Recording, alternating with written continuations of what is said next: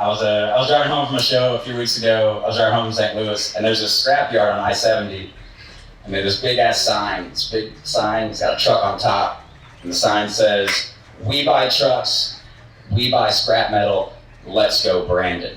One woo, right on, nice.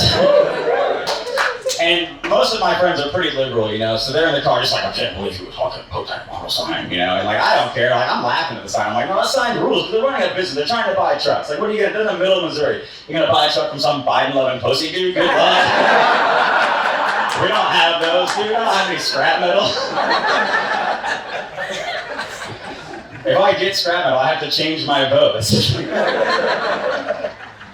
I actually am a Brandon Brown supporter. That's the guy who accidentally started the "Let's Go Brandon" chant. And hear me out. Nobody remembers the origin of the story. You know, Brandon Brown is a NASCAR driver. That's all he is. He didn't do anything wrong. He just won a race. He owns his own race team, which is like impossible. Like in NASCAR to make it, you need like billionaire owners and millionaire sponsorship deals. And he didn't have any of that. He owned his own race team, sponsors week by week. Everything he makes of the track just goes back to the garage the next week to get back on the track. And he finally, after 2 years in NASCAR, wins his first career race at Talladega, a fucking track they make movies about, right? And he gets out of his car, and they walk up to interview him after the race, and the crowd is chanting, "Fuck Joe Biden," because it's Alabama, that's what they're gonna do. What are you gonna, you know?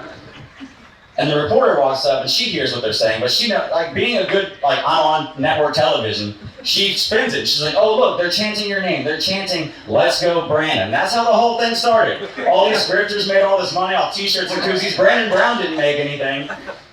And then all of his sponsors after that left it because they didn't want to be attached to this, like, political divisiveness, right? They all left him. And then one company was like, "We'll sponsor you, dude. We'll do it."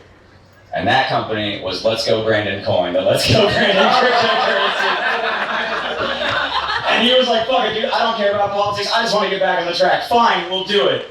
And he signs a sponsorship deal, and then NASCAR, the funny thing with them is they review all sponsorship deals, and NASCAR took one look at that and was like, "Yo, we just got rid of the Confederate flag, we can't have this."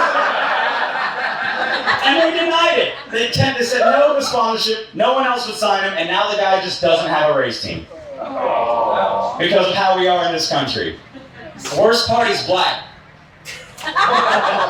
Made that last part up, but you guys took it just because you're good people. I like that about you. So before I get out of here, one time, we're all gonna do it.